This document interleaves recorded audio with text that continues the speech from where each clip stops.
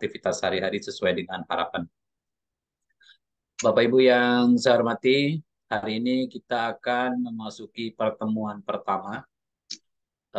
Materi yang akan kita bahas hari ini adalah terkait dengan pengantar perkuliahan.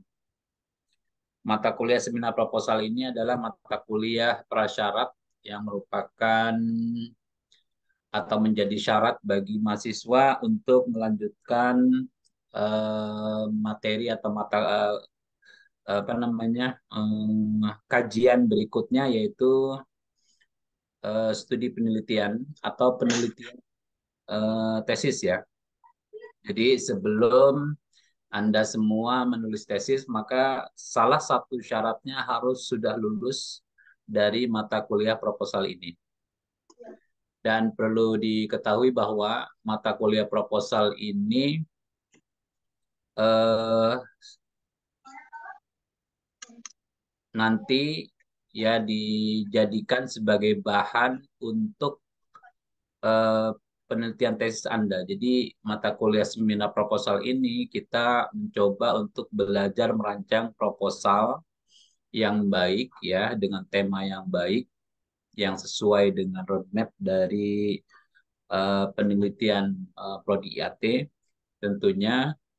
Dan ini juga akan dapat mempengaruhi ya percepatan studi Anda semua. Apakah Anda bisa cepat atau tidak tergantung dari hasil yang Anda lakukan pada ujian pada mata kuliah seminar proposal ini. Nah, mata kuliah seminar proposal ini terdiri dari 3 SKS ya. Saya coba share screen nih.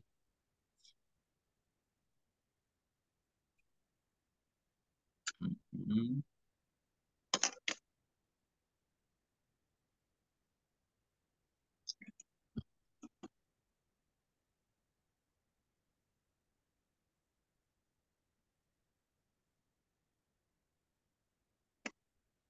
Nah, mana dia, mana dia, ini dia.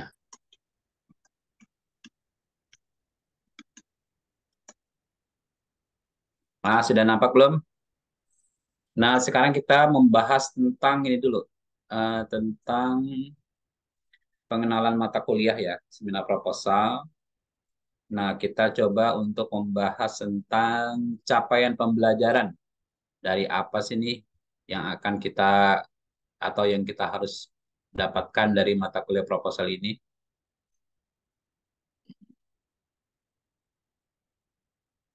Nah, nampak ya semua ya. Nah, di sini ada tabel capaian pembelajaran ya, mata kuliah seminar proposal. Nah, ini ada KU. KU ini adalah keterampilan umum. Nah, keterampilan umum mahasiswa diharapkan dapat mencapai target pembelajarannya adalah mengembangkan pemikiran logis, kritis, sistematis, dan kreatif melalui penelitian ilmiah, penciptaan desain atau karya seni dalam bidang ilmu pengetahuan dan teknologi yang memperhatikan dan menerapkan nilai humaniora sesuai dengan bidang keahliannya, menyusun konsepsi ilmiah, hasil kajian berdasarkan kaidah, tata cara, dan etika ilmiah dalam bentuk tesis atau bentuk lain yang setara, dan diunggah dalam laman perguruan tinggi, serta makalah yang telah diterbitkan di jurnal ilmiah terakreditasi atau diterima di jurnal internasional. Ini harapannya.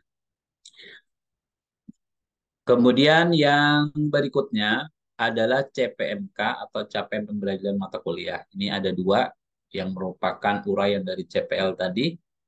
Yang pertama adalah memiliki pengetahuan sikap dan keterampilan dalam pengembangan konsep, asas, prinsip, dan metode penyusunan proposal yang terkait dengan prodi ilmu Al-Quran dan Tafsir.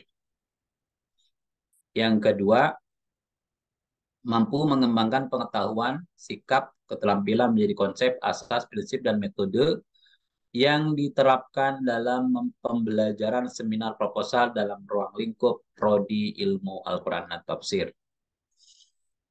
Jadi yang pertama itu memiliki pengetahuan sikap keterampilan ya dalam penguasaan dan pengembangan konsep. Seperti apa misalnya konsep tentang ulumul Quran ya, teori-teori kaidah-kaidah yang diajarkan di dalamnya apa. Maka mahasiswa harus bisa menguasai itu, mampu menjelaskan, mampu menganalisis, serta yang paling pokok adalah mampu menerapkan kaidah-kaidah atau teori-teori tersebut menjadi sebuah apa namanya pengembangan ilmu dan menjadi bahan penelitian gitu ya, atau menjadi alat dari penelitian ya, teori dan metode. Nah, kemudian diupayakan juga untuk mengembangkan pengetahuan di pada CPMK 2 ya, misalnya tentang kaidah tafsir maudhu'i misalnya. Nah, tafsir maudhu'i itu kan tafsir yang bersifat atau bercorak tematik. Nah, kembangkan bisa tidak tafsir tematik itu tidak hanya sekedar membahas satu materi yang sifatnya apa ya, terbatas dan khusus, tetapi bisa tidak dikembangkan tafsir tematik itu untuk berbagai disiplin ilmu ya, perspektif atau apa ya, pisau analisisnya itu teorinya menggunakan teori berbagai disiplin ilmu atau multidisiplin atau interdisiplin atau transdisiplin gitu ya. Nah, itu dikembangkan nanti oleh kita ya di dalam membuat suatu atau melaksanakan sebuah penelitian. Ya, itu CPMK 1 dan CPMK 2. Nah, setelah ada CPMK ini kemudian masuk lagi ke subnya. Ini lebih detail lagi apa yang harus kita kerjakan.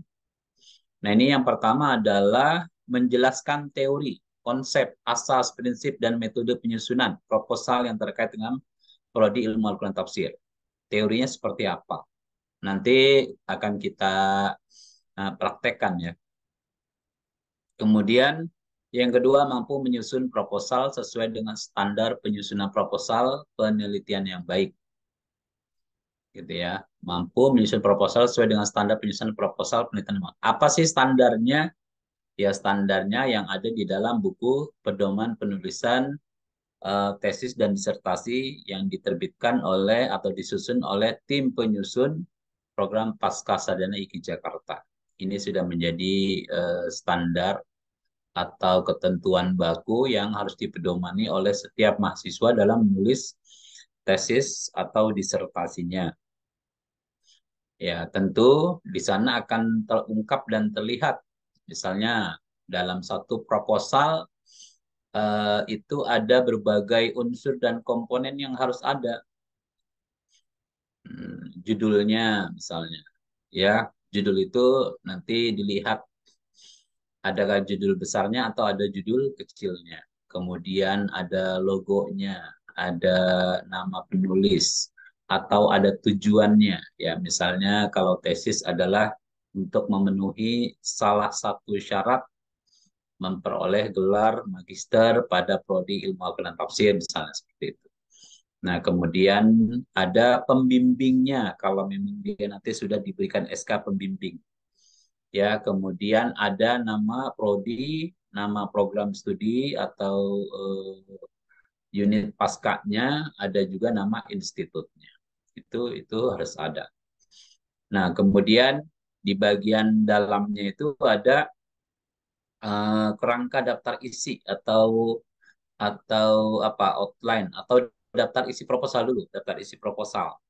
Baru nanti ada pendahuluan. Ya, pendahuluan itu nanti ada latar belakang, ada permasalahannya, ada identifikasi, pembatasan, rumusan, ya, dan seterusnya. Ya. Kemudian yang ketiga, mampu menjelaskan teori, konsep, metode terkait pembelajaran seminar proposal. Nah, ini juga penting ya. Pembelajaran seminar proposal ini seperti dan bagaimana ya kita dalam proses pembelajaran tentang seminar proposal. Apakah seminar proposal ini layaknya seminar pada umumnya ya, ataukah seminar ini sama halnya seperti perkuliahan biasa gitu ya. Nah, teori dan konsepnya, metode pembelajarannya juga harus nanti kita tetapkan di sini, ya sesuai dengan kesepakatan. Meskipun di sini sudah dibuat, tapi saya ingin juga memberikan kesempatan kepada saudara-saudara semua untuk bersepakat metode apa yang kita ingin terapkan. Jadi kita bisa nanti sama-sama punya komitmen, punya konsekuensi gitu ya, seperti itu. Yang terakhir, sub CPMK yang keempat ini mempresentasikan proposal karya tulis yang dibuat di hadapan kelas dan dengan prinsip metode dan prosedur yang ditetapkan. Ini juga nanti kita sepakati juga ya. Jadi untuk praktiknya seperti itu. Nah, itu adalah capaian pembelajaran yang harus ada di dalam setiap mata kuliah, apa yang sudah dicapai, apa yang diharapkan dari mata kuliah ini, atau proses pembelajaran ini harus jelas. Ini adalah tujuan dan target kita dalam mata kuliah seminar proposal. CPL ini merupakan salah satu yang aspek yang dibebankan ya kepada mata kuliah. Baik, selanjutnya kita beranjak, atau ada pertanyaan di sini? Kalau tidak ada, kita lanjut ya ke pengenalan atau ke RPS-nya. Nanti langsung ke sudah. Baik, Bapak Ibu sekalian, sebelum kita berlanjut, kita mulai dengan sama-sama membaca basmalah. Bismillahirrahmanirrahim. Bismillahirrahmanirrahim. Nah, ini ada sudah dibuatkan sebanyak berapa nih? 15 ya, 16 pertemuan dengan uji UAS ya, dengan UAS. Nah, nanti seperti apa metodenya, bentuknya, nanti kita butuh kesepakatan ya, karena ya kita sama-sama maklum Bapak Ibu juga bukan orang yang free ya seperti mahasiswa S1, tapi memiliki aktivitas ya, kerja dan sebagainya, maka kita desain metode pembelajaran kita agar bisa disesuaikan dengan aktivitas dan kegiatan Bapak Ibu ya. Nah, di sini sama tadi ada sub CPMK-nya ya, kemudian ada indikator, ada penilaian, indikator, kriteria ya, bentuk luring dan daring materi pembelajaran. Nah, ini juga apa ya, hal yang sangat penting yang harus diketahui oleh kita semua. Sini saya sudah buatkan. Tadi sub CPMK-nya itu adalah mampu menjelaskan teori, konsep, asas, prinsip, dan metode penyusunan proposal yang terkait dengan prodi ilmu Al-Quran dan Tafsir. Nah, apa tuh penilaiannya? Nah, di sini ada indikator. Indikatornya itu, ya indikator keberhasilannya adalah mahasiswa mampu, ya, atau memiliki ketepatan dalam menjelaskan teori konsep, asas, prinsip, metode proposal, dan penyusunan proposal. Nah, nanti pengukuran seperti apa?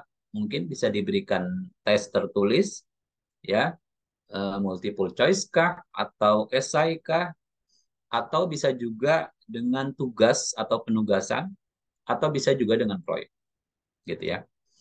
Nah, kemudian kriterianya ini adalah bersifat edukatif. Jadi kita mencoba memberikan ini sebagai materi yang edukasi ya Bapak Ibu agar betul-betul bisa memahami gitu ya. Seminar proposal, proposal itu peran dan kedudukannya apa gitu ya. Bagi sebuah mata kuliah tadi sudah dijelaskan, proposal itu adalah sebagai salah satu syarat ya atau syarat untuk memperoleh gelar. Jadi memiliki kedudukan yang penting di akhir masa studi Anda. Kemudian bentuknya ini bisa tes ya, tes nanti di bagian bawah ada rubriknya. Nah, ini sebetulnya kita tiga SKS. Ini sebetulnya ini satu ya.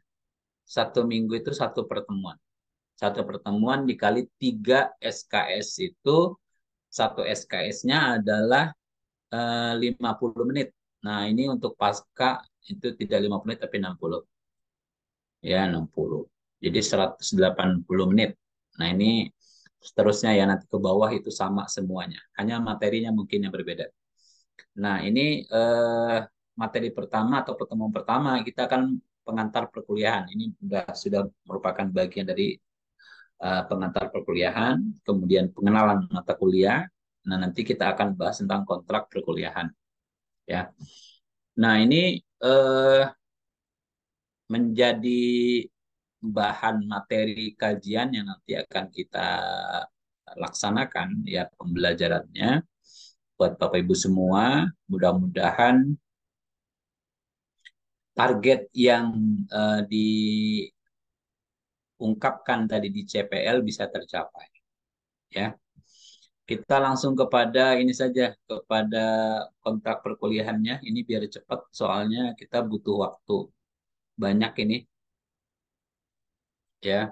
Hmm, nah, di dalam rubrik penilaian ini nanti, ya itu ada satu penilaiannya adalah partisipasi, ya partisipasi dalam aktivitas pembelajaran, misalnya bertanya, menjawab, menyanggah, mendukung, atau memberikan informasi gitu ya.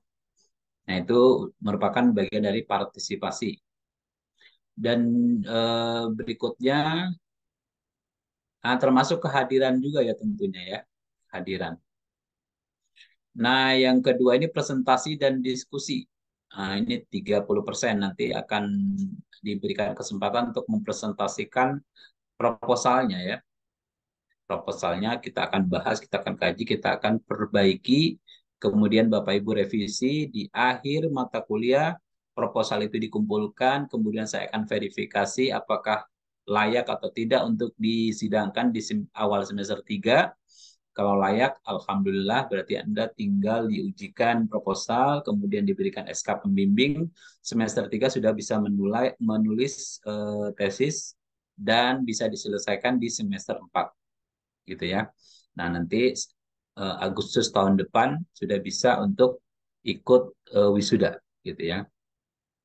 Targetnya adalah misalnya Agustus tahun depan. Ini semester berapa ya? Ini semester 2.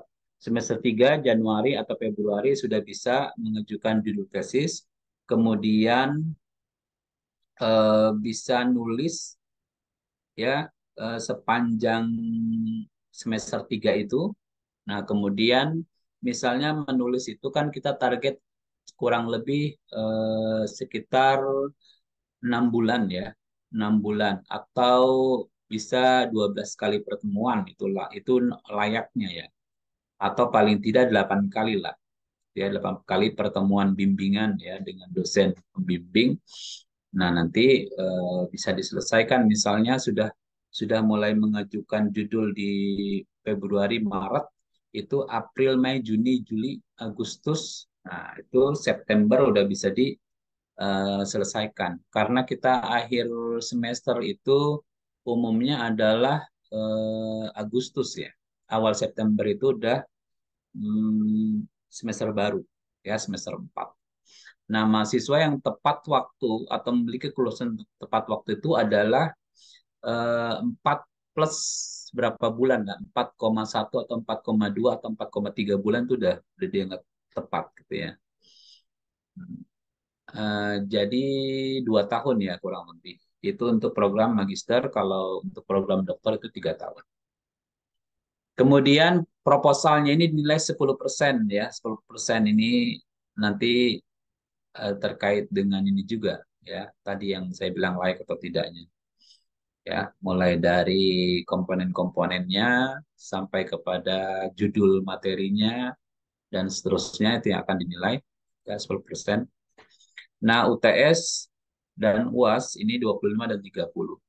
Nanti ini masih bisa berubah ya. UTS-nya apakah bentuk tulisan ataukah bentuk penugasan atau proyek atau apa ya.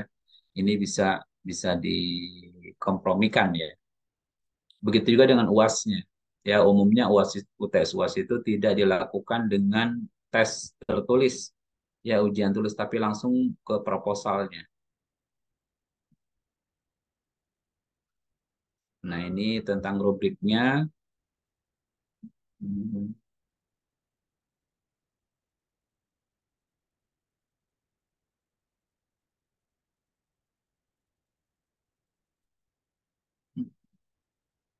Nah, ini penting juga nih. Nah, ini penilaian ya. Iki menerapkan nilai ini 95, 100 itu A plus, 90, 94 A, 85, 89 A minus, 84 B plus, 75, 79 B, 70, 74 B minus, itu ya. 65, 69 itu C. Ini nilai C tidak lulus ya. Maka diharapkan teman-teman semua bisa fokus jangan sampai dapat nilai C. Minimal nilai B.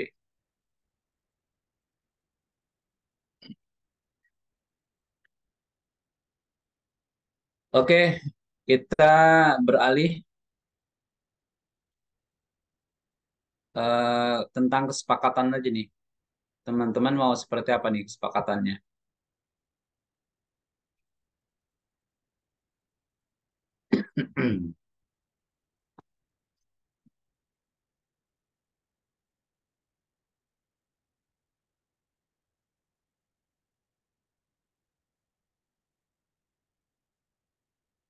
Saya coba menawarkan eh, pembelajaran kita dilakukan dengan proses penugasan saja. Jadi nanti tidak perlu harus tatap muka. Nah, untuk konsultasi bisa kita lakukan lewat chat WA ya. Jadi ada eh, dua tugas ya, dua tugas utama. Dua tugas utama itu tiga tugas ya, tiga tugas. Yang pertama Anda semua harus mencari ya pemahaman tentang misalnya komponen-komponen di dalam penelitian ya, sebuah atau di dalam unsur-unsur proposal. Misalnya ketika Anda mau menyusun pendahuluan, nah, Anda bisa eh, browsing atau googling pendahuluan itu isinya apa saja. Nah, itu yang perlu dipahami. Kemudian yang kedua, misalnya tentang identifikasi masalah. Ya, identifikasi masalah itu apa sih maksudnya? Pembatasan masalah apa sih maksudnya? Rumusan masalah itu apa maksudnya gitu ya. Nah, itu harus dicari. Nah, itu nanti dibuat resumenya.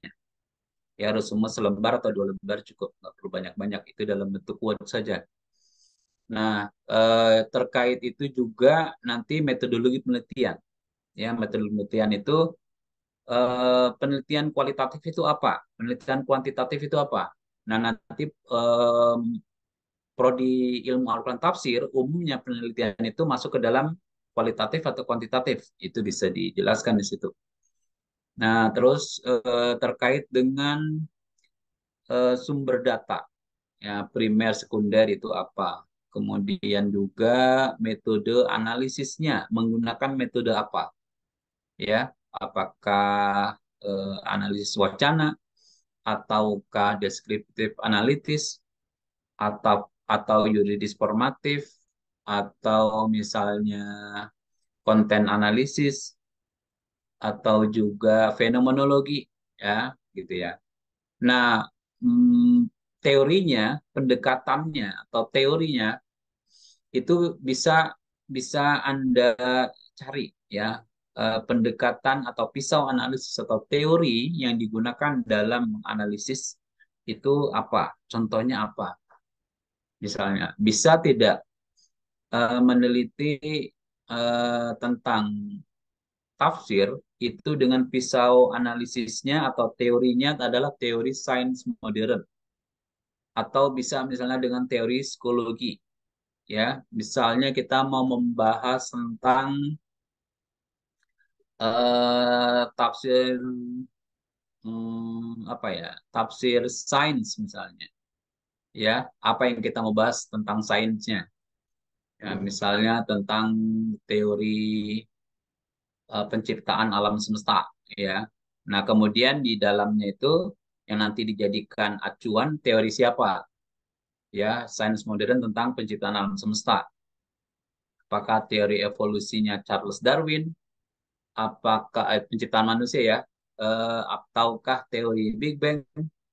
Ataukah ya teori yang dikemukakan oleh Galileo Galilei, ya, Copernicus dan seterusnya, gitu ya.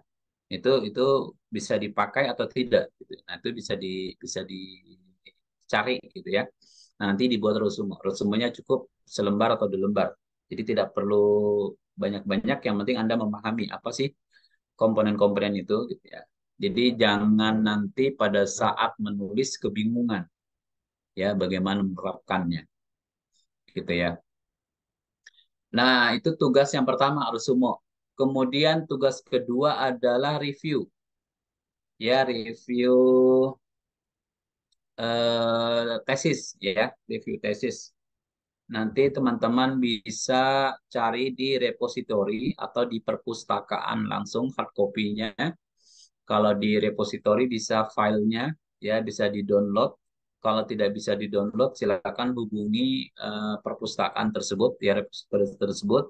Ya, paling nanti hanya mengisi identitas, ya, nanti akan diberikan. Itu kalau yang sifatnya close. Kalau yang open pasti sudah bisa di-download PDF-nya.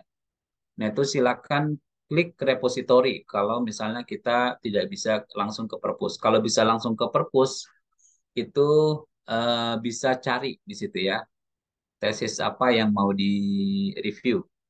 Ya, kemudian kemudian apa teorinya apa tesisnya adalah tentang tafsir, ya, kalau bisa sekalian saya tulis di sini ya.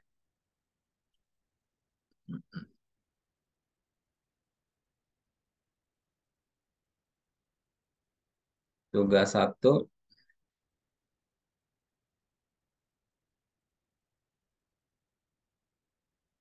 mm, Coba share screen lagi. Nah, ya tadi ya. Apakah ini? Apa ini? Terus cuma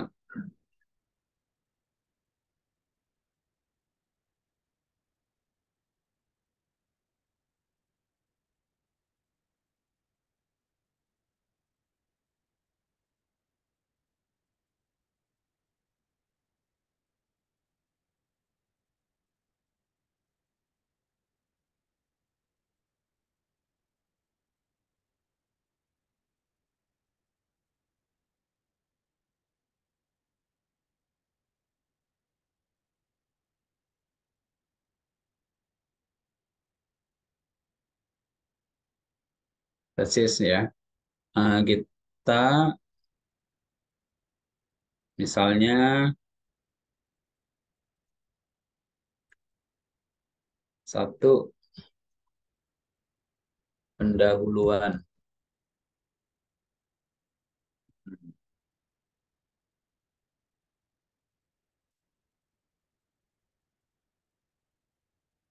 Pendahuluan apa saja ruang lingkupnya, atau bukan ruang lingkup, isinya, cakupannya, cakupannya. Ya, kemudian langsung kita ke identifikasi masalah, kasih masalah, pembatasan masalah, terus rumusan atau perumusan masalah, tujuan dan manfaat penelitian. Nah, terus kajian pustaka terdahulu, terus metodologi penelitian, Ya, ini nanti isinya apa? Jenis penelitian. Kemudian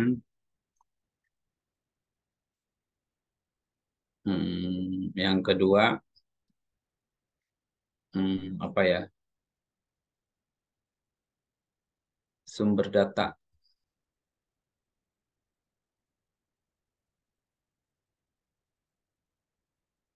Hmm, Tiga, metode pengumpulan data.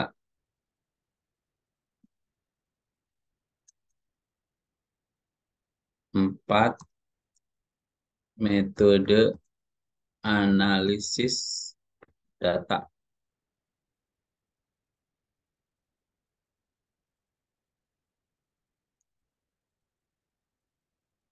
Lima, teori atau pendekatan analisis. Nah, ya saya pikir ini cukup. Ya, jadi Anda bisa melakukan ini ya dari sini bisa memahami kita manfaatkan teknologi.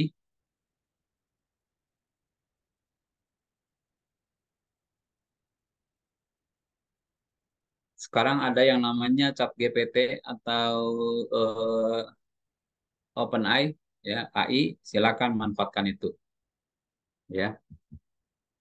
Manfaatkan untuk kepentingan ini ya. Asalkan nanti pada saat menulis kalian jangan teman-teman jangan menggunakan ini. Jangan bertumpu pada ChatGPT atau OpenAI ya. Nanti bisa pelajari semuanya tingkat tinggi itu.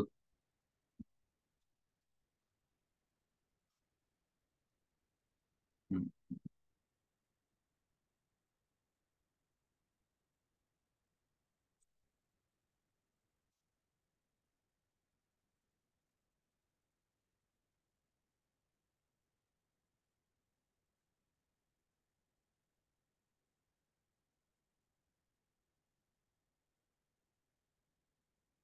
hmm,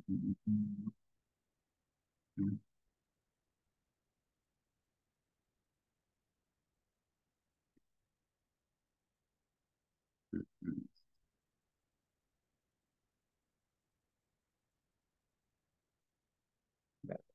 Itu yang pertama.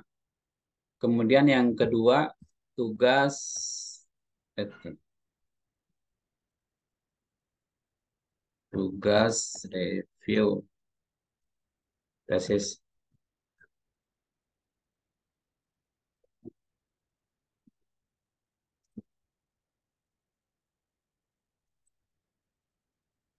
tema.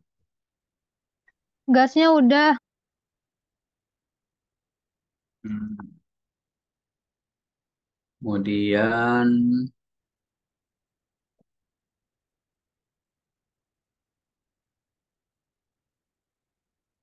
metodologi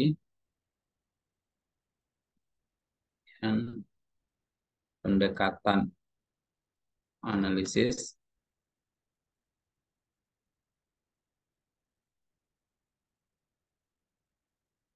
Hmm. Oh enggak, jangan metodologi deh, langsung aja. Jenis penelitian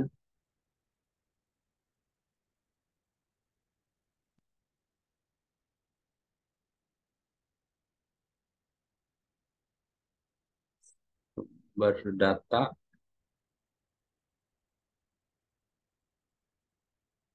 metode pengumpulan data, metode analisis,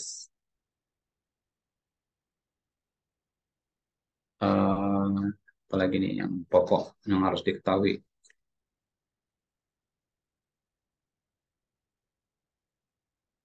Hmm.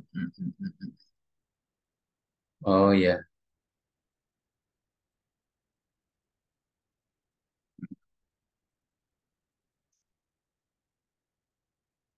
Perdebatan akademis. Yes.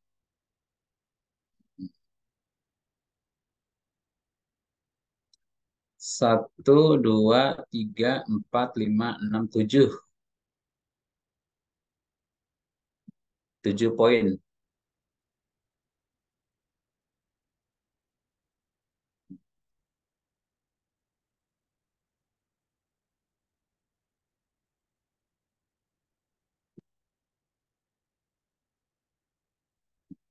7 poin. Bolehlah sistematika.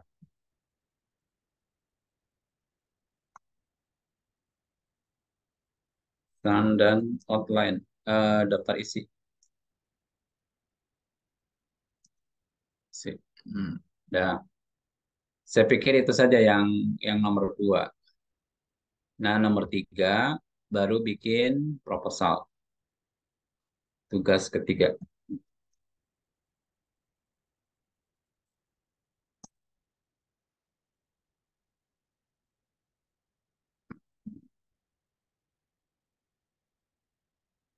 Menyusun proposal. Menyusun proposal lengkap. Siap diujikan. Ya.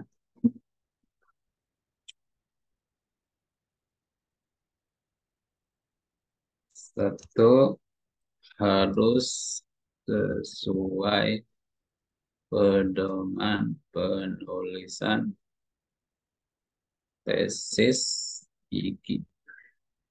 Malah kecil. Jakarta. Yang kedua,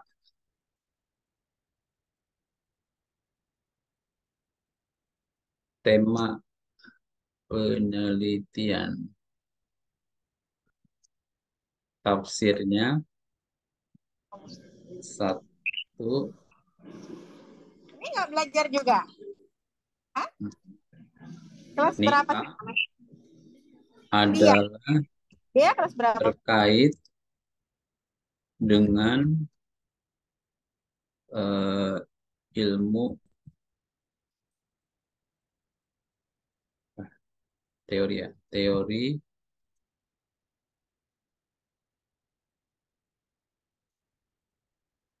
dan kaidah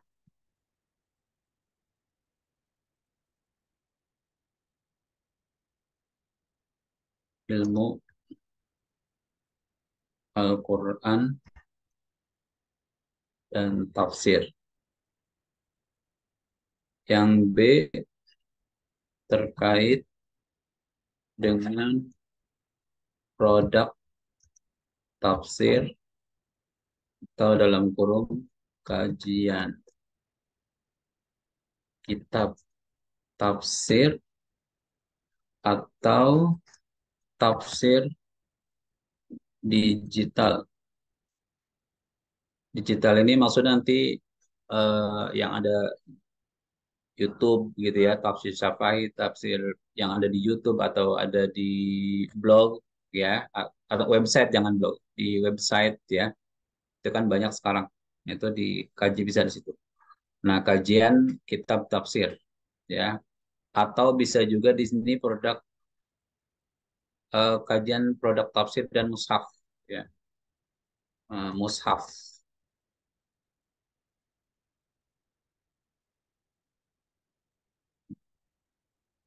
atau mushafnya pisah aja sendiri ya. Kemudian terkait dengan kajian mushaf ya. Kajian mushaf silakan kaji tentang mushaf standar Indonesia, mushaf Turki, mushaf India, mushaf maksudnya bukan mushaf India, maksudnya terbitan ya, terbitan India, terbitan Turki, terbitan Mekah, Madinah gitu ya. Mushafnya tetap mushaf Utsmani atau terbitan Nusantara gitu ya, atau tulisan Nusantara gitu ya. Mushaf Al-Quran berbagai versi penerbitan dan penulisan. Nah, terus yang berikutnya hmm, terkait dengan eh, problematika masyarakat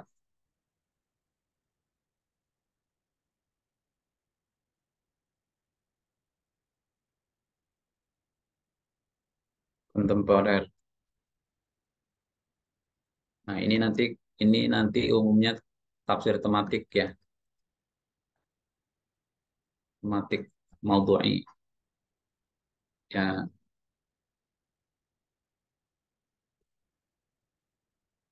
yang kelima kajian living Quran juga boleh lah. Tapi kajian living Quran tidak sama dengan pendidikan ya. Kalau selama ini banyak misalnya metode tahfiz Al-Quran di rumah tahfiz ini, yaitu pendidikan itu.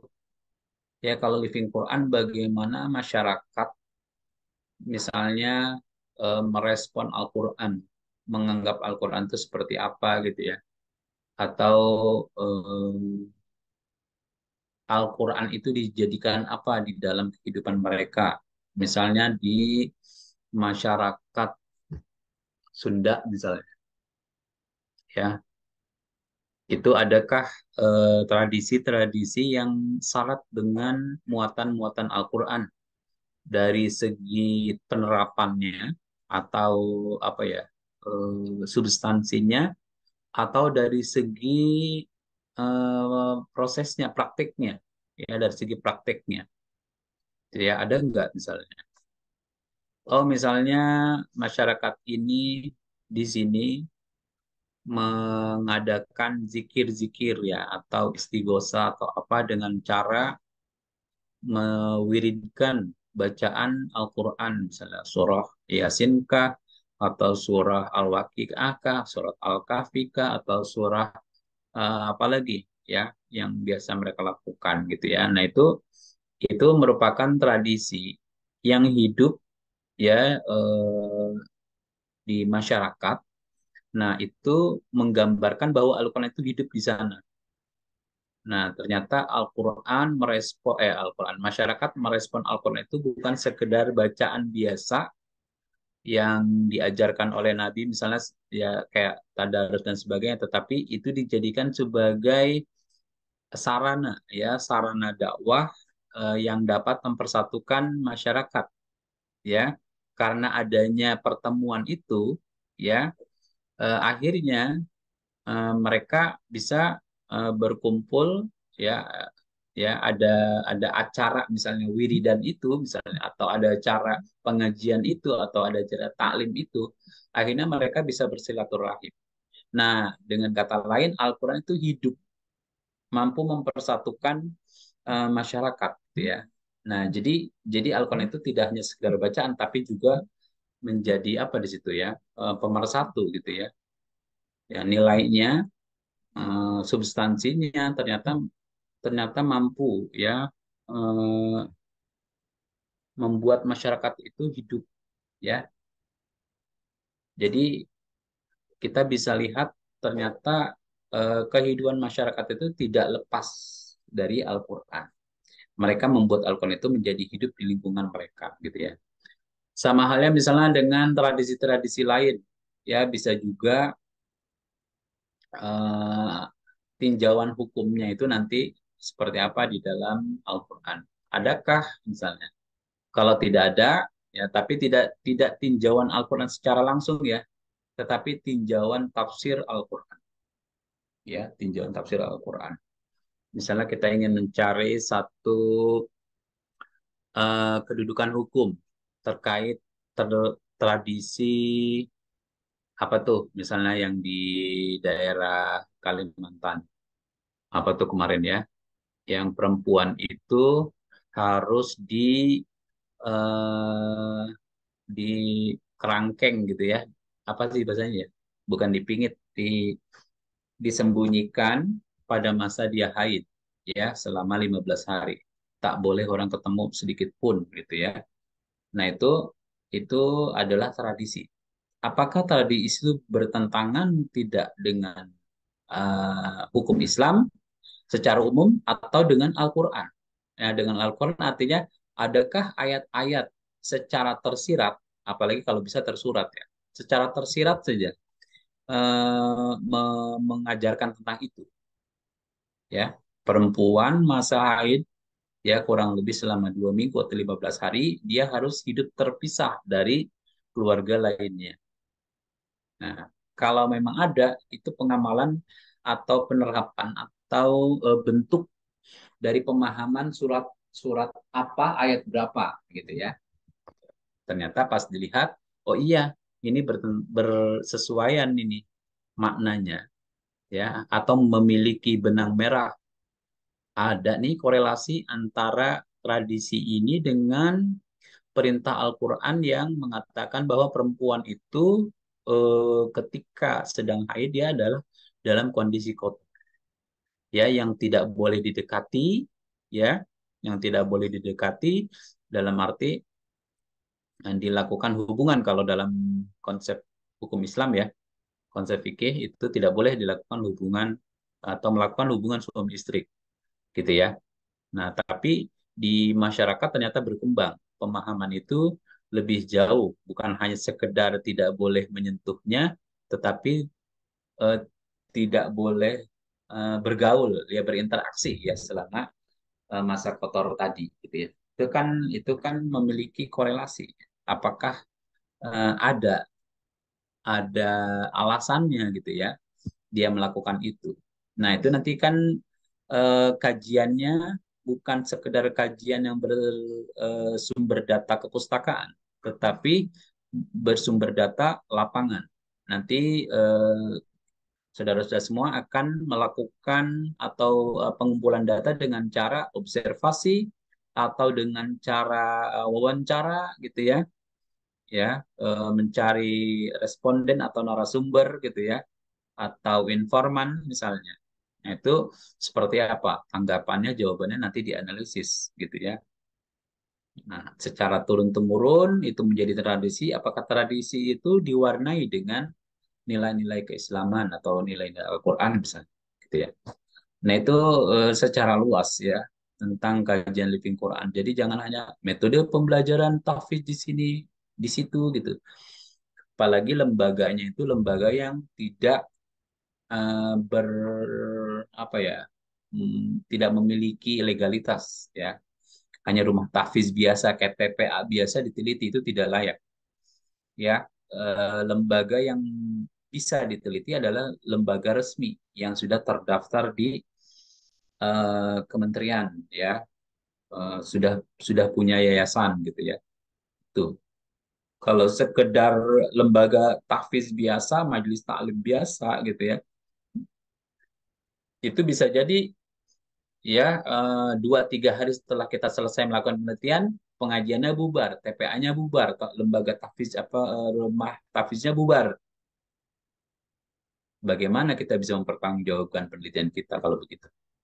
Ya, makanya eh, kalau bisa nanti mau meneliti seperti itu, telitilah misalnya pondok pesantren yang sudah luas, sudah punya apa ya kontribusi, sudah punya apa ya peran gitu ya di masyarakat, ya sudah memberikan manfaat gitu, bukan sekedar pondok pesantren yang belum ada apa-apanya udah diteliti, ya. Pondok pesantren yang sudah memiliki hasil, misalnya pondok pesantren mana yang sudah punya metode metode pengajaran Al-Quran sendiri, sudah punya metode pengajaran tafsir sendiri, sudah punya metode pengajaran tahfiz sendiri gitu. Nah, itu kan sudah punya kontribusi namanya. Nah, itu bisa diteliti. Tapi kalau baru rumah tahfiz yang kita buat, yang kita punya teman kita, apalagi ya, itu tidak layak untuk dijadikan cek penelitian, gitu ya. Ini nanti saya share ya. Jadi tugasnya ada 3. Nah, dengan begini eh, sebetulnya kita tidak perlu atau bisa ya, bukan tidak perlu, bisa untuk tidak melakukan pertemuan seperti ini ya, pertemuan kuliah nanti absen tetap tetap berjalan. Nah, ini namanya metode PJBL ya. Jadi eh, apa ya, penugasan yang bersifat project gitu ya. Jadi nanti dikumpulkan, kalau resume dikumpulkan sebaiknya itu sebelum UTS ya. Kalau review ini pas UTS. Nah, ini tugas yang terakhir. Ini kalau bisa setelah UTS ya, kita ada setelah UTS itu pertemuan ke-8 masih ada 6 pertemuan lagi. Nah, itu kita bisa presentasi di situ ya. Setelah UTS ini tugas ketiganya.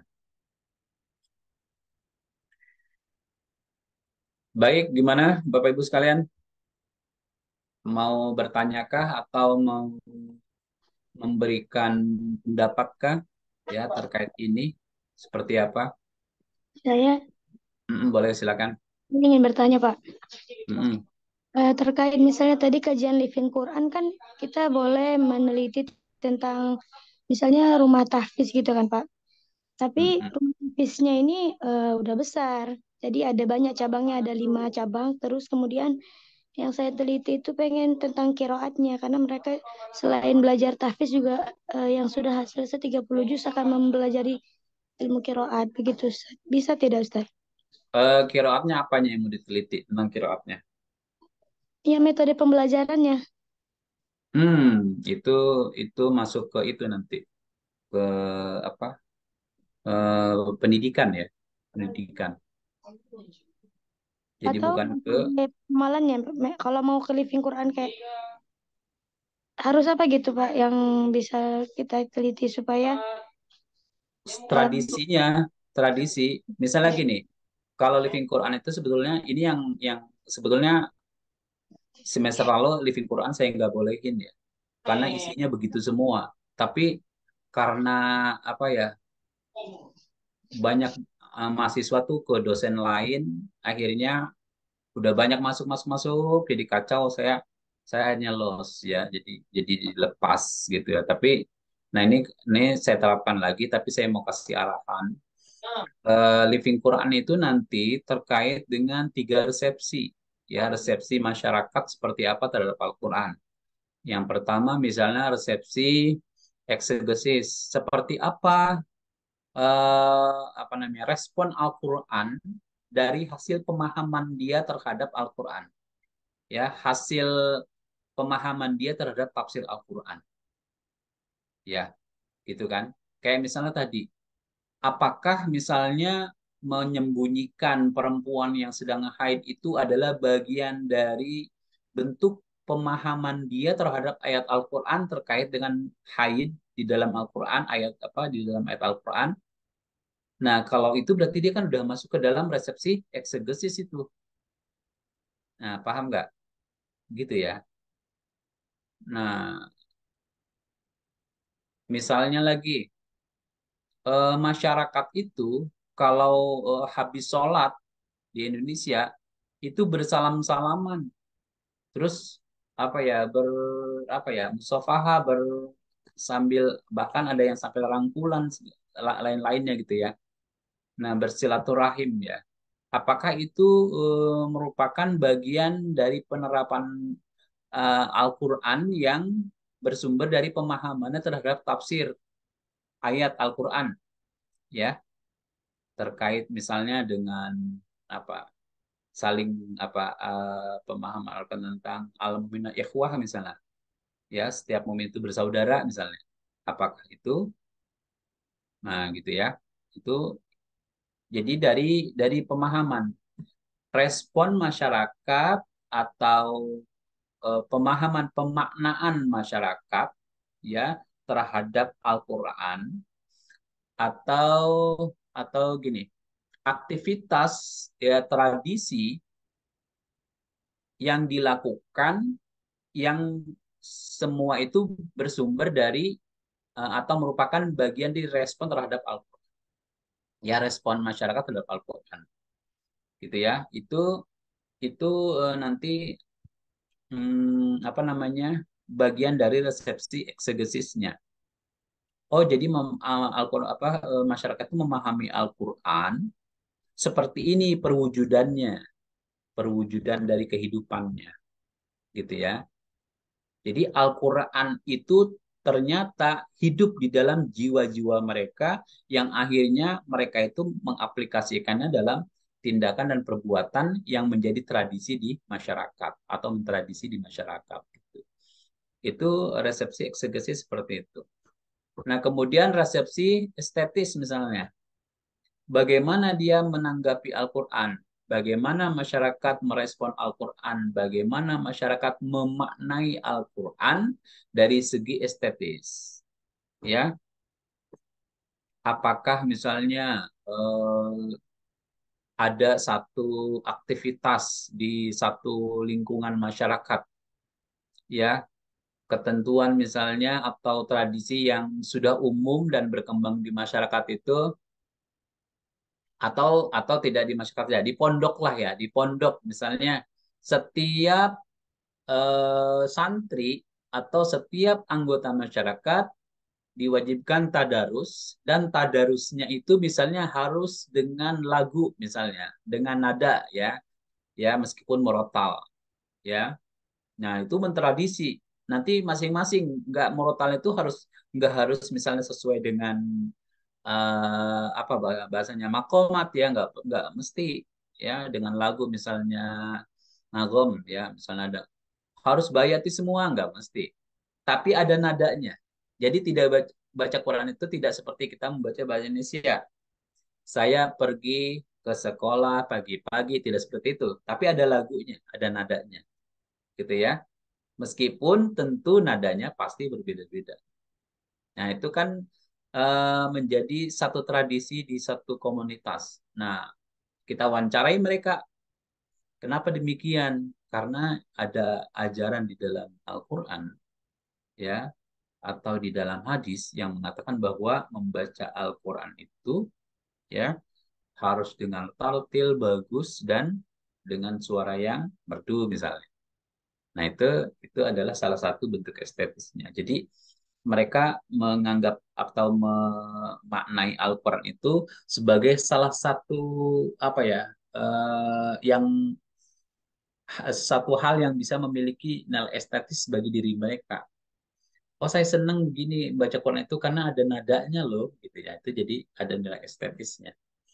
Atau misalnya dibuat tulisan Al-Quran itu, dibuat kaligrafi yang bagus ya, dengan berbagai model, dengan berbagai tulisan, dengan berbagai khot misalnya, ya, diungkapkan ini adalah ekspresi dari ungkapan estetisnya terhadap Al-Quran misalnya, gitu ya.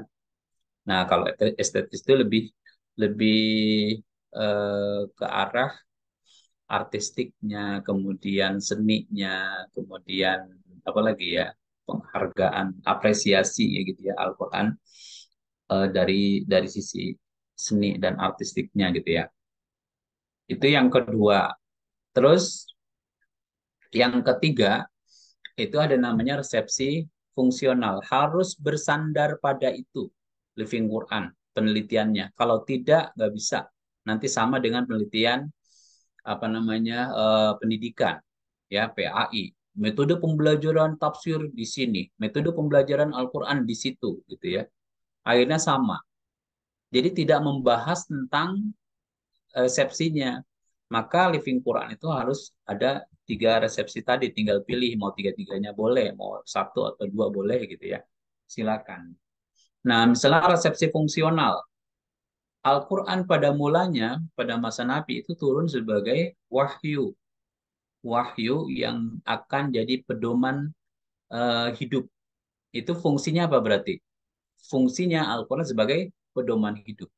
Tetapi pada perkembangannya, ya, sesuai dengan peristiwa-peristiwa yang terjadi pada masa Rasulullah pun, Al-Quran juga sudah memiliki fungsi lain.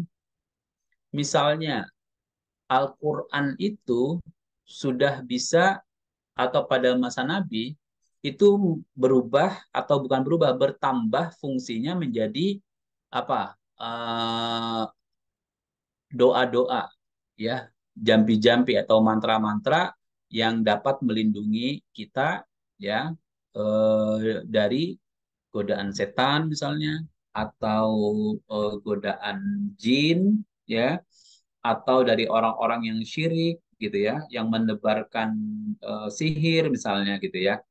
Nah, itu ternyata sudah ada pada masa Nabi, ya, fungsi dan peran Al-Qur'an. Tidak lagi hanya sekedar sebagai wahyu. Bahkan ya Al-Qur'an juga bisa jadi obat, ya. Obat dari penyakit yang bersifat psikis atau fisik, ya, fisik dan psikis gitu ya. Nah, itu kajian Living Quran gitu ya, saudari siapa? Yusria ya. Ya, Yusria Saada. Jadi bukan metodologi pembelajaran kiroat. Nah, itu nanti masuk ke pendidikan gitu ya. Sebetulnya mudah kalau kita mau cari. Banyak juga sih teman-teman kemarin yang meneliti tentang Living Quran ya. Cuma memang dari pencetus tentang Living Qurannya, kalau di kita tuh ya, Dr. Ahmad Rafiq ya, dosen dari UIN Sunan Kalijaga. Kemarin saya tanyakan, ternyata bukunya belum selesai. Ya, padahal sudah 3 tahun lebih, mungkin udah 4 atau 5 tahun ditulisnya, tapi belum selesai. Mungkin lagi mengalami kebuntuan kali dalam ininya ya, pemikirannya. Langkah selanjutnya teorinya seperti apa gitu ya. Tapi buku-buku yang ada tentang living Quran sudah banyak. Cuman cuman itu ya masih masih berproses juga ya.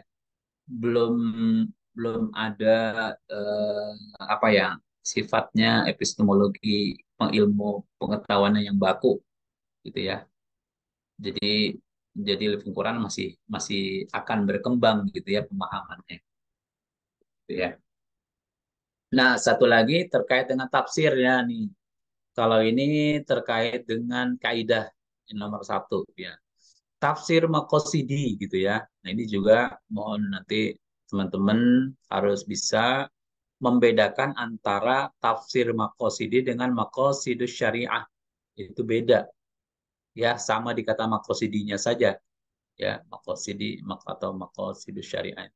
Maqasidnya sama, tetapi eh, prosesnya berbeda, bidang objeknya berbeda. Maqasidus Syariah itu nanti larinya ke hukum dan fikih, ya, kaidah fikih atau usul fikih. Tapi kalau maqasidul tafsir maqasidi itu larinya ke tafsir maqasidul Quran nanti yang dimaksudnya ya. Tafsir maqasid itu adalah tafsir maqasidul Quran maksudnya, bukan maqasidul syariah gitu ya. Meskipun maqasidul syariah sumbernya Al-Quran juga gitu ya, tetapi dia sudah menjadi cabang apa atau disiplin ilmu terkait dengan hukum dan syariah gitu ya. Jadi berbeda. Nah, ini ada waktu itu yang menulis tentang tafsir Maqasidi.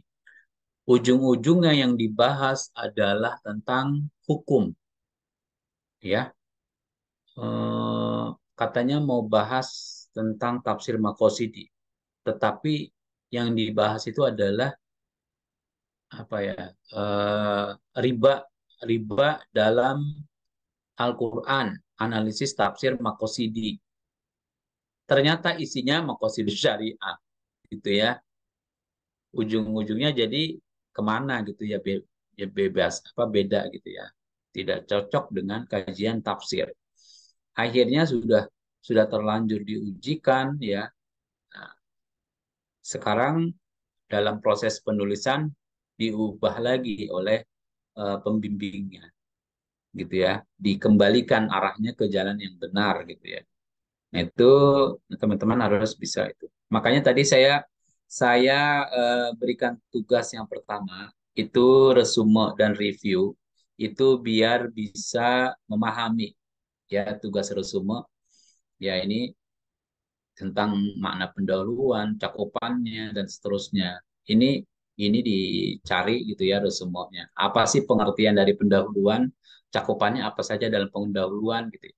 Apa sih identifikasi masalah, cakupannya apa saja, atau contohnya seperti apa. Nah, perumusan masalah, pembatasan masalah gitu ya. Kajian pustaka terdahulu itu apa sih maksudnya? Kemudian apakah kajian pustaka terdahulu itu hanya mengungkap karya orang lain dari judulnya, dari isinya? Apakah tidak perlu misalnya kita membahas juga dalam kajian pustaka itu terkait dengan persamaannya, ya persamaan dengan penelitian kita dan dia, terus perbedaannya penelitian kita dan dia, terus kontribusi penelitian dia buat penelitian kita apa, gitu ya. Itu itu rasanya perlu juga dibahas karena dengan begitu akan mengetahui kedudukan apa namanya penelitian kita. Oh, persamaannya ini, perbedaan ini, gitu ya. Oh, jadi penelitian kita pantas untuk dilakukan karena tidak tidak ada sesuatu yang baru yang perlu dibahas. Jadi kalau sudah ada dua penelitian yang mirip gitu ya, tapi masing-masing punya karakter, ada fokusnya yang berbeda. Berarti kita berada di posisi yang ketiga, gitu ya. Nanti ada lagi datang lagi terkait dengan mirip temanya, tetapi fokusnya berbeda, berarti dia keempat. Nanti ada lagi kelima kayak gitu ya. Jadi ketahuan kalau bahas saja tanpa ada kajian pustaka, tahu-tahu penelitian kita mengulang penelitian yang A, penelitian yang B gitu kan. Itu tidak ada novelty, maka tidak bernilai gitu ya. Artinya tidak layak untuk diteruskan penelitian itu gitu ya. Nah, metodologi juga penting gitu ya. Nanti teman-teman bisa bisa cari itu, manfaatkan kemajuan teknologi ya. Silakan pakai tadi saya bilang pakai OpenAI boleh. Yang jelas minimal tujuannya adalah memahami ya apa itu komponen penelitian atau komponen proposal gitu ya. Seperti itu. Silakan ada lagi yang mau tanya? Dokter, mohon izin mau bertanya. Boleh silakan. Eh, saya kan ini sering makan soto di Soto Lamongan, dok, gitu. Iya. Nah, ada ayat-ayat yang ditempel di gerobak mereka. Itu kalau masuk kajian apa, dok ya? Itu nanti bisa jadi fungsional itu.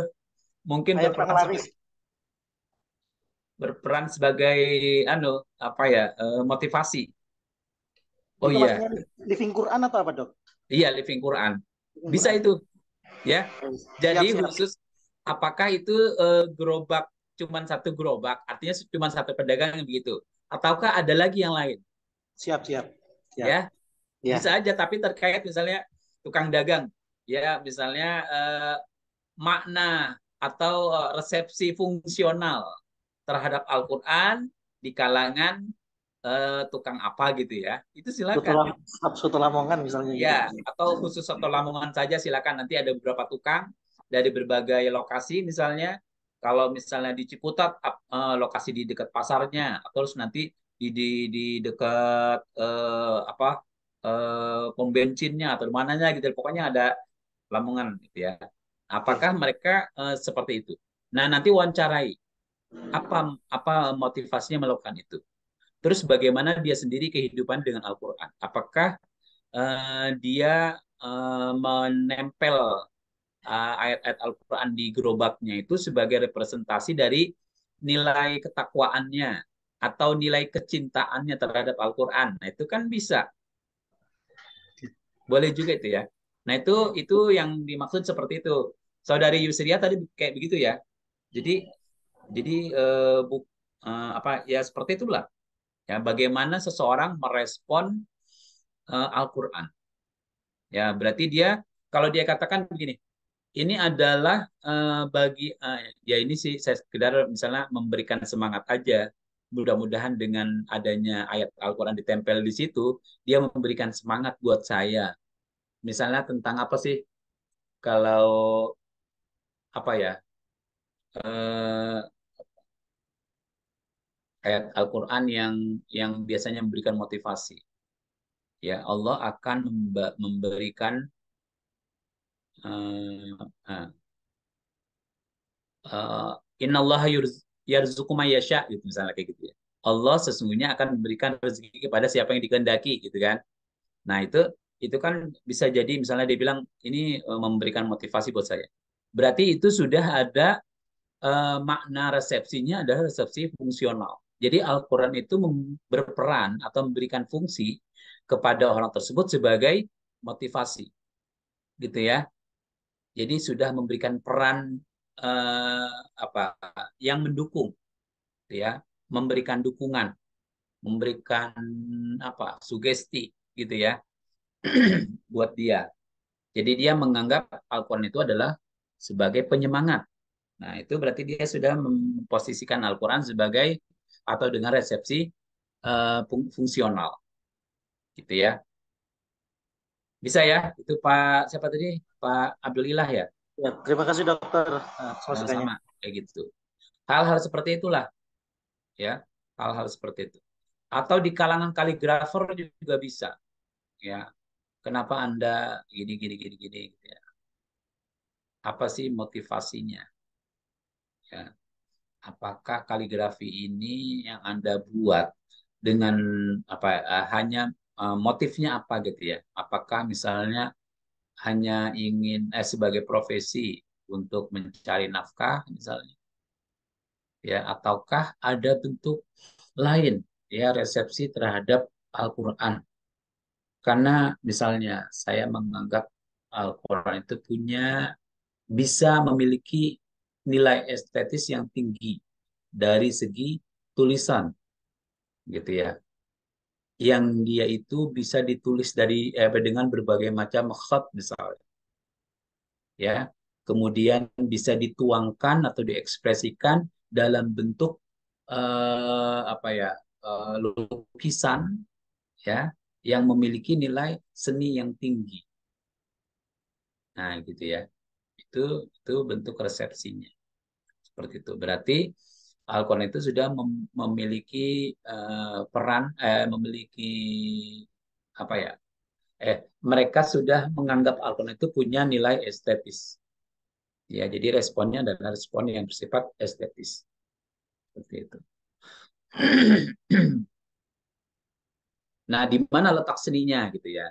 Nanti akan diwawancarai di situ. Di mana letak seni atau nilai estetis dari kaligrafi ini? Nah, ungkapkan di situ. Menurut pendapat dia seperti apa? Sama misalnya nanti kepada Qori dan Qori'ah bisa juga tuh diteliti, ya.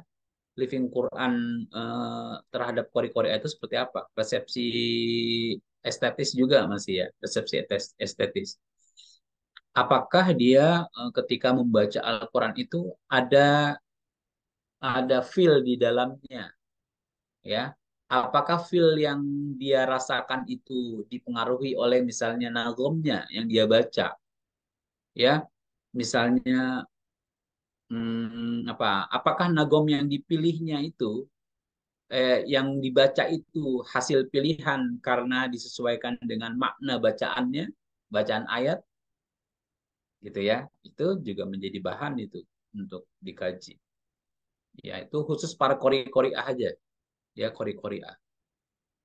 Nah, jadi adakah mereka melantunkan Al-Quran itu hanya misalnya karena tugas atau karena apa gitu ya, ataukah dia menjadikan itu sebagai sebuah ekspresi, ya, di mana dia menganggap Al-Quran itu punya nilai seni loh, harus dikembangkan, harus ditampilkan. Jadi motivasinya sudah berbeda. Jadi bukan sekedar misalnya latihan atau bisa membaca Al-Quran karena ingin ikut MTQ saja misalnya, bukan. Tetapi ada ungkapan di situ, ada feel di dalamnya ketika dia membaca Al-Quran, dia merasa bahwa ini oh mungkin seperti ini ya Allah memberikan makna ya memberikan ayat menurunkan ayat dengan makna ini oh mungkin ini kali nada yang tepat ya untuk menggambarkan isi ayat tersebut ayat berupa perintah misalnya yang keras misalnya itu dilakukan dengan nagom apa misalnya apakah misalnya dengan nagom apa yang agak tinggi itu sika sika ya, ataukah misalnya yang mendayu-dayu seperti Bayati, ya, dan nahawan misalnya, kayak gitu ya. Nah itu resepsi estetisnya. Nah itu bisa living Quran di kalangan apa namanya para kori-kori gitu ya. Tapi jangan juga yang di sana tidak ada kehidupan tentang Al-Quran sekali terus diada-adakan, dicari-cari, jangan juga ya, nggak cocok ya, nggak ketemu nanti. Jadi ujung-ujungnya kita ngarah. Itu tidak seperti itu. Silakan ada lagi yang lain. Saya Ustadz. Boleh silakan. Jadi kalau misalnya resepsi fungsionalnya ini kita arahkan ke kiroat bisa nggak Ustadz? Apa bisa menemukan apa dalam kiroat itu memiliki fungsi apa kiroatnya? Enggak, maksudnya kan kalau yang tentang tadi tilawah itu sudah ada yang meneliti.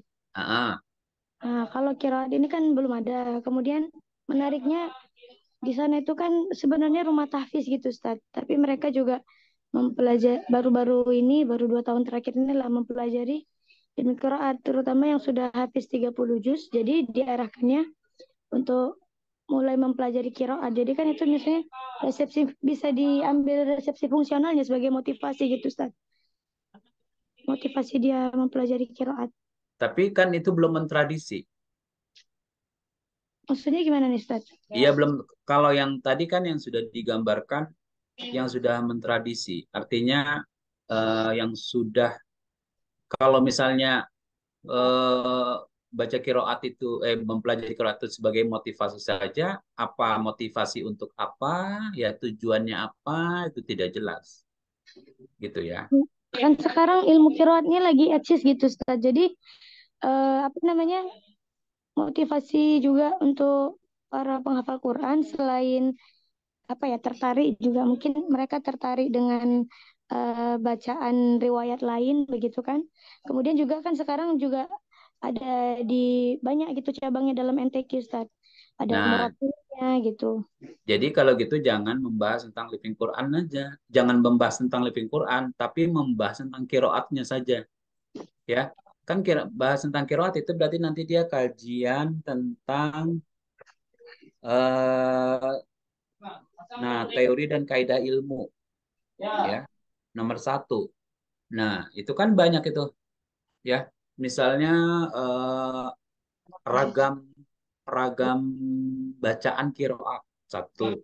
Kemudian sanad kiroat, ya sanad kiroat ambil tuh sanad mana yang kuat, kemudian rangkaiannya siapa saja, validitasnya nanti yang dicari, yang diteliti, validitas sanad kiroat misalnya pada lembaga apa atau pada misalnya di IKI misalnya, ya boleh tuh ya, dikaji sanadnya terkait kemana gitu ya, atau misalnya ada tokoh, ya tokoh ini memiliki keterkaitan sanad kiroat dengan apa, atau misalnya teori-teori kaidah-kaidah kiroatnya yang ada 6 itu boleh diteliti ya, atau kiroah asyrah, kiroah sab'ah ya dan seterusnya. Itu kan tokoh-tokohnya banyak, membahas tentang satu tokoh boleh juga ya. Nah, bagaimana misalnya riwayat Hafiz, riwayat Qalun, riwayat Warash misalnya, seperti apa pengaruhnya misalnya di Indonesia, atau misalnya mengkaji Hafiz, mau mengkaji misalnya riwayat di pondok pesantren yang ada kiroatnya, ya itu berkembang di pondok pesantren mana aja, boleh itu diteliti tentang kiroat ya. Ya, jadi jatuhnya itu bukan ke living Quran Ustaz, karena kan ke Bukan, pondok juga. bukan ke living Quran, tapi dia membahas tentang temanya itu tadi. Mau tadi Bapak bilang mau membahas tentang sanadnya, rangkaian sanad ya, Karena kemudian ragam bacaannya gitu ya, itu berkembang. Indonesia itu umumnya apa saja. Nah, kalau dia ruang lingkupnya pondok pesantren mana aja yang mengembangkan misalnya bacaannya Warash, siapa aja nih yang mengembangkan, ya. Kalau dia seorang tokoh atau kiai yang mengembangkan tentang kiroat, ya siapa saja tokoh yang mengembangkan kiroat bacaan Warash misalnya, atau Qulun misalnya. Nah, atau mau dicari tokohnya misalnya, tokoh kiroat Nusantara misalnya, ya. Kayak salah satunya misalnya Pak Kiai Fatoni misalnya. Pak Kiai Fatoni ini apa punya apa eh, ciri khas apa, punya sesuatu apa tentang beliau. Bukunya sih banyak ya. Nah, itu bisa diteliti salah satu bukunya. Menurut Bapak sih itu lebih bagus. Ya, lebih bagus. Bisa jadi nanti mengembangkan karya Pak Fatoni juga, atau membantu mengkritisinya, atau membantu mengembangkannya gitu loh. Ya, apalagi kalau bisa jadi staf asistennya ya kan. Gitu. Masya Allah. Nah, misalnya Yusria tinggal di mana nih, Yusria? Di Medan Ustadz. Jadi di Medan ini kan apa namanya, kiroat ini kan akhir-akhir ini memang apalah menarik perhatian publik gitu kan. Yang Nah, dari awalnya itu sedikit karena sekarang sudah mulai ada diperlombakan, jadi orang-orang semakin minat gitu belajar nah. kiroatnya. Oke, gini aja deh. Gini Tahfiz aja. ada yang belajar kiroat juga begitu Ustadz. Gini aja, Yusria. Yusria mengkaji buku Kiai Fatoni, kemudian metodologi dan sebagainya. Nanti terapkan untuk di situ. Nanti kenalkan di situ.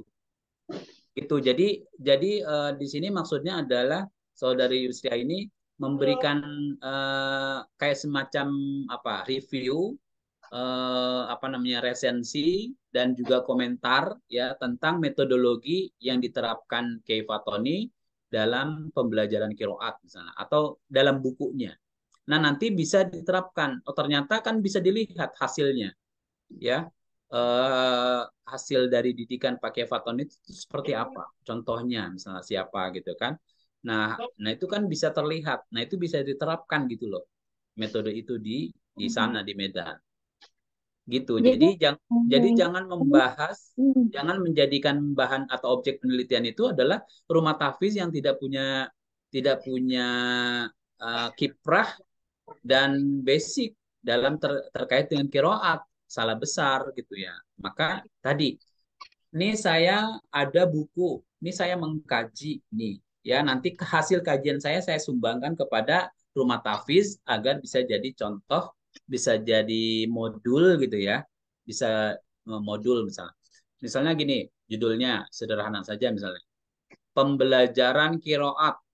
Nah, studi analisis metodologi Kiai Fatoni misalnya, ya, atau pembelajaran tajwid misalnya. Kalau Pak Kiai Fatoni misalnya Maisuro biasanya, metode Maisuro gitu ya, dan seterusnya gitu. Itu bisa itu ya, studi analisis. Nah, nanti bisa diterapkan di daerah, di Medan seperti ini loh gitu ya. Atau misalnya mau karya Pak Aksin, Pak Kiai Aksin boleh juga. boleh ini lagi nggak, Pak, konsultasi lagi nggak? Boleh silakan.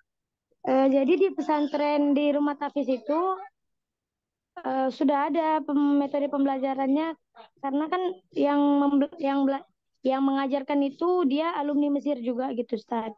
Tapi dia qiraat 10. Nah, tapi yang dia terapkan kepada murid-muridnya ini dia pilih, nggak semua qiraat dipelajari, mungkin kan bertahap gitu. Jadi yang dipelajari cuma 4 qiraat saja Ustaz. Jadi cuma Hafiz, Imam Nafi, Ibnu Katsir, sama yang satu lagi yang Abu Ja'far yang qiraat 10. Jadi Nah, maksud saya kalau saya teliti itunya begitu. jadi jangan living Quran. Oh, bukan Itu aja tadi sanad apa ya, riwayatnya aja yang dibahas. riwayat. Jadi misalnya mau bahas di situ, eh, itu lembaga tafiznya sudah ini belum, sudah ada apa legalitasnya belum? Misalnya sudah Sudah, terdaftar udah bentuk yayasan belum? sudah yayasan. Nah, kalau sudah berarti kan sudah resmi tuh. Nah, nanti Resmi. yang dibahas jangan living Qurannya, tapi tentang terkait misal nanti ada sanadnya, ya, ragam bacaannya, ya. Kemudian apa tadi?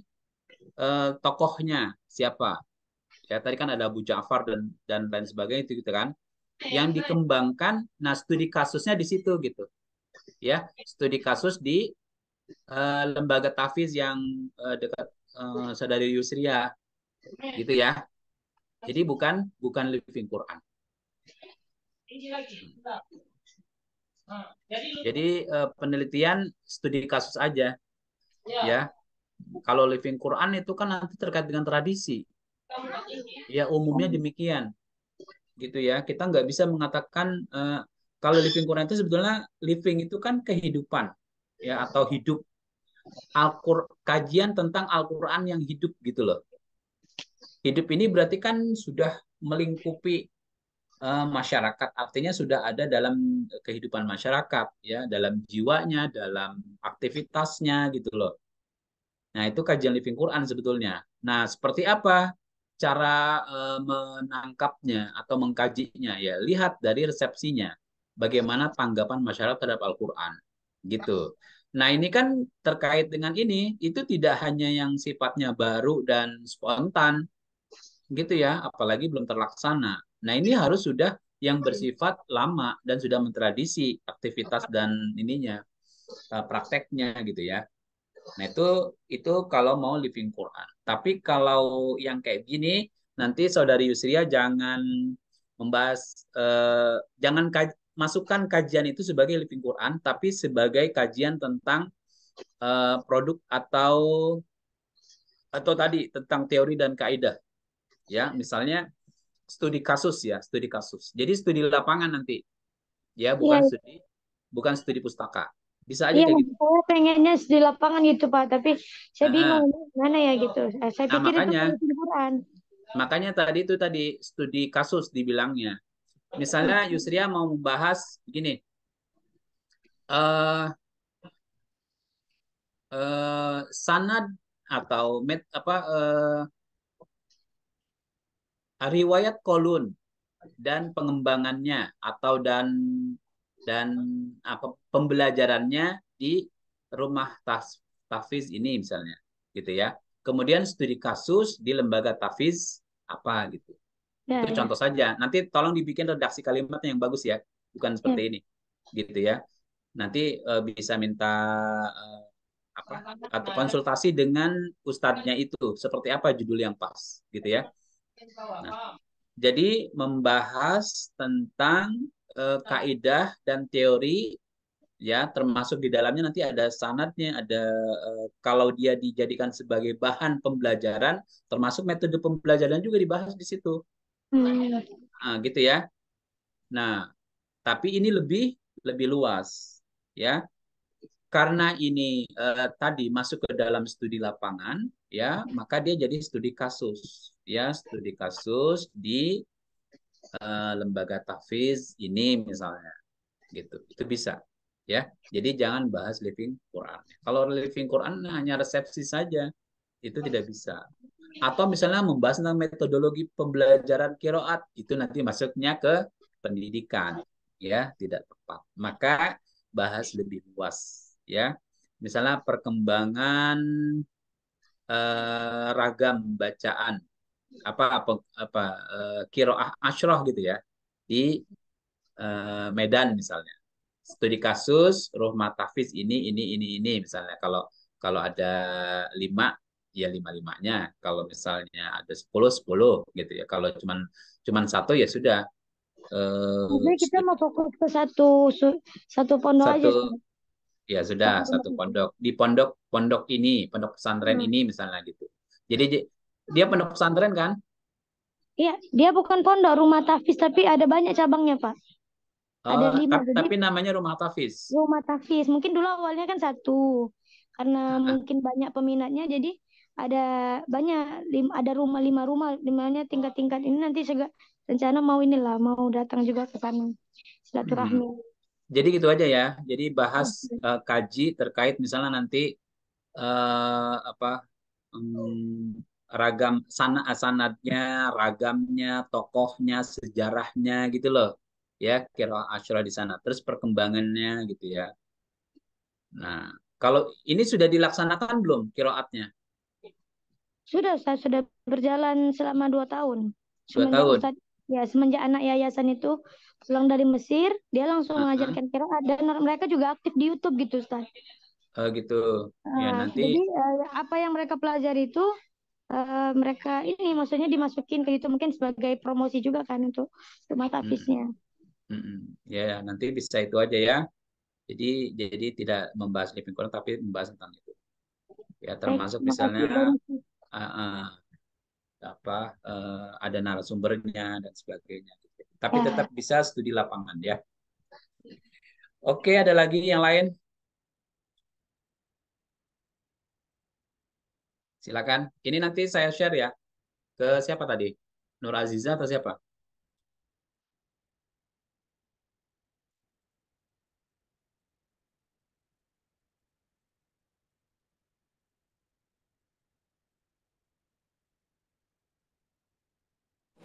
Iya Pak, ke Aziza.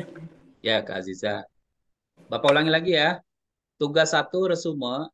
Ya, tugas ini meresume atau membuat catatan lah ya, bukan resume sebetulnya. Membuat catatan ringkas ya terkait komponen proposal penelitian, pendahuluan, dan seterusnya. Ini tujuannya adalah agar saudara semua bisa memahami apa sih yang dimaksud pendahuluan, apa sih isinya kayak gitu.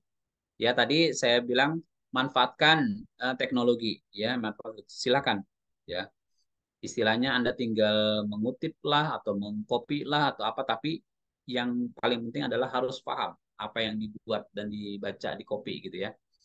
Nah, kemudian itu dikumpulkan kalau bisa lebih cepat lebih baik. Ya, lebih cepat lebih baik. Nah,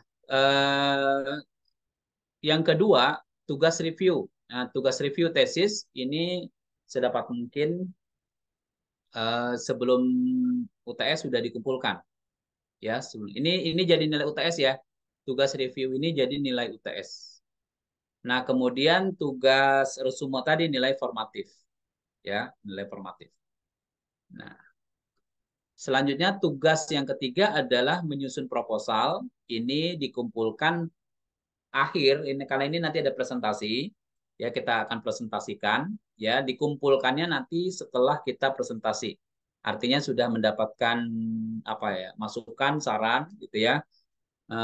Hasil revisi baru dikumpulkan. Dikumpulkannya itu nanti pas UAS gitu aja ya. Jadi masih masih ada banyak waktu untuk dipersiapkan dengan baik. Ini tugas proposal.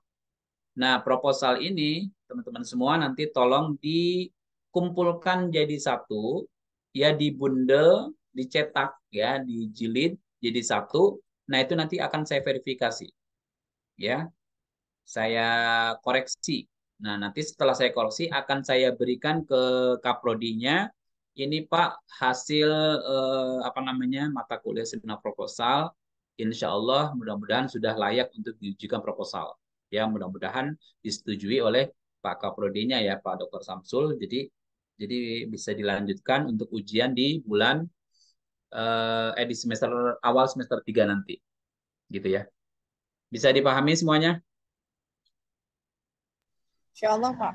Masya Allah ya. Mudah.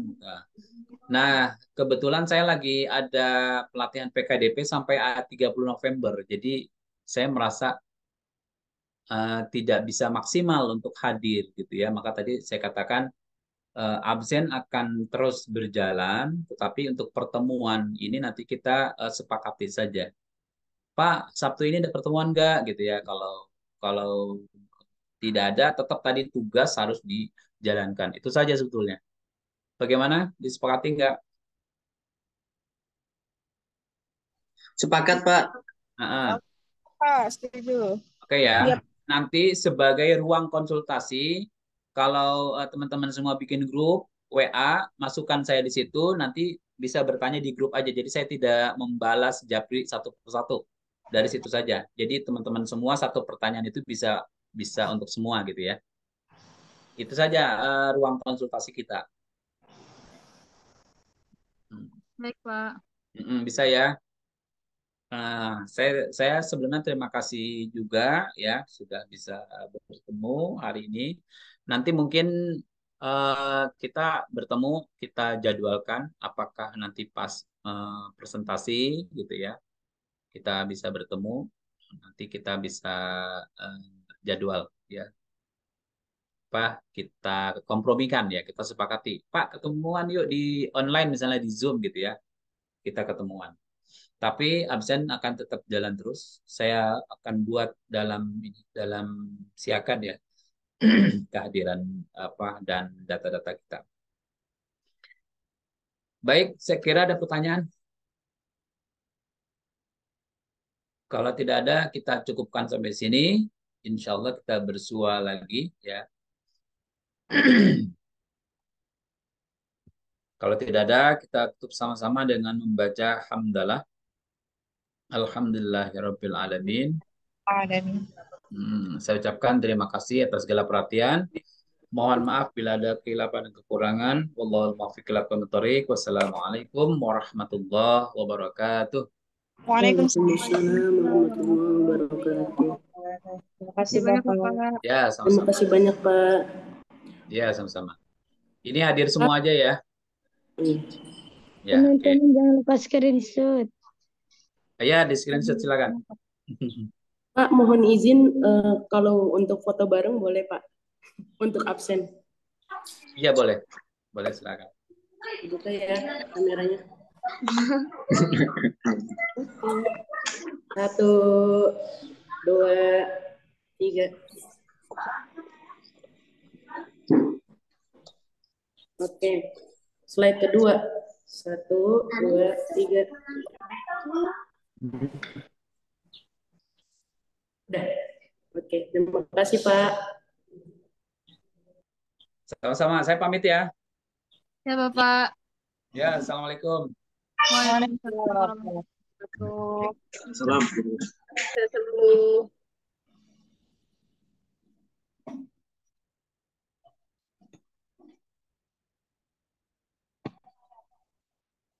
Nih, live dulu atau langsung jam kedua nih? Setengah 11, Bu, jam kedua. Setengah 11.